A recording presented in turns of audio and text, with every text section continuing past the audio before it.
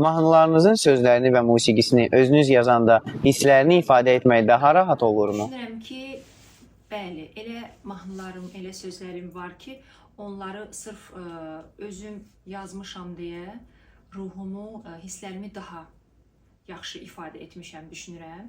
Məsəl üçün, 44 günlük müharibə ərzində mənim elə müharibənin ilk günlərində yazdığım Azərbaycan mahnısını düşünürəm ki, özüm yazdığıma görə yox, o hisslərlə, o duyğularla bəlkə bir müddət vaxt keçəcəkdi ki, mən hansısa bəstəkardan ya söz yazarından bu mahnını istəyim, o mənim üçün onu yazsın. Amma cəmi 10-15 dəqiqə ərzində mən bu mahnı və sözləri yazdım və daxilimdəki o sevgini, o istəyi, o melodiyada, o sözlərdə ifadə edə bildim.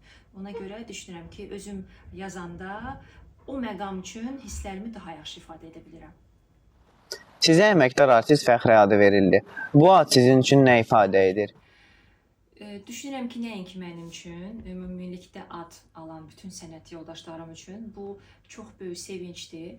Sənətdə sənin əməyin qiymətləndirilməsidir və mənim üçün bu adın verilməsi daha çox məsuliyyət, daha çox peşəkar istiqamətdə inkişaf etmək, bu ad daşıyıcıları düşünürəm ki, nümunədirlər bugün bizim sənətimizdə. Odur ki, çox sevincliyəm ki, mənə də belə bir gözəl xoşbəxtlik nəsib olub.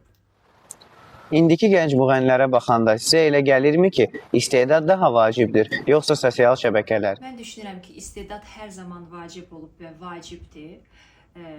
Bizim sahəmizdə bir balaca uğur da vacibdir. Ona görə istedadla yanaşı uğur, mən düşünürəm ki, bunların hər ikisi paralel şəkildə olsa daha gözəl olar. Sosial şəbəkələr də bugün artıq elə bir zəmanədə yaşayırıq ki, kiçik bir nəsə baş verirsə də onu sosial şəbəkədə yayıb hər kəsə çatdırmaq olar. Amma bu o demək deyil ki, yalnız sosial şəbəkə ilə əgər sənin istedadın yoxdursa, sən uzun bir müddət gündəmdə olacaqsan. Zaten gündəm, sevilmək və sənət bunların hamısı başqa-başqa şeylərdir. Əgər səhnədə olmasaydınız, həyatınızı hansı sahədə görərdiniz? Uşaqlıqdan 3 arzum olub. Müəllim olmaq, aparıcı olmaq, jurnalistik fəaliyyət və müğənni olmaq. Çox şükür ki, hər üçünə də nail olmuşam.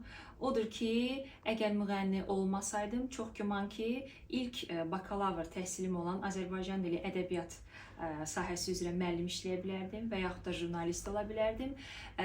Bunların heç biri olmasaydı belə, düşünürəm ki, tamam başqa bir sahədə, idarəçilik sahəsində də çalışa bilərdim. Məncə, texniki fənlər xaric, digər sahələrdə çox gözəl nailiyyətlərim ola bilərdi. Xarakterinizdə bəyənmədiyiniz, amma həyatda sizə kömək edən bir xüsusiyyət varmı? Xarakterimdə deməzdim ki, bəyənmirəm, amma bəzi hallarda bəlkə də çətinliklər yarada bilər. Mən yalan danışmağı sevmirəm və düşündüklərimi hər zaman çalışıram ki, üzə deyim və dostlarım da bunu bilir, yaxınlarım da bunu qiymətləndirirlər çox vaxtı. Amma bəzən olur ki, deyirlər ki, daha mülayim formada bunu ifadə edə bilərdin. Ona görə düşünürəm ki, bu qəlbimin təmiz niyyətli olub fikirlərimi bildirməyim əslində müsbət cəhətdir. Amma bəlkə də bəzi hallarda bu mənim xarakterimin bəlkə daha sərt olmağının göstəricisi kimi mənə bir balaca mənfilik gətirə bilər.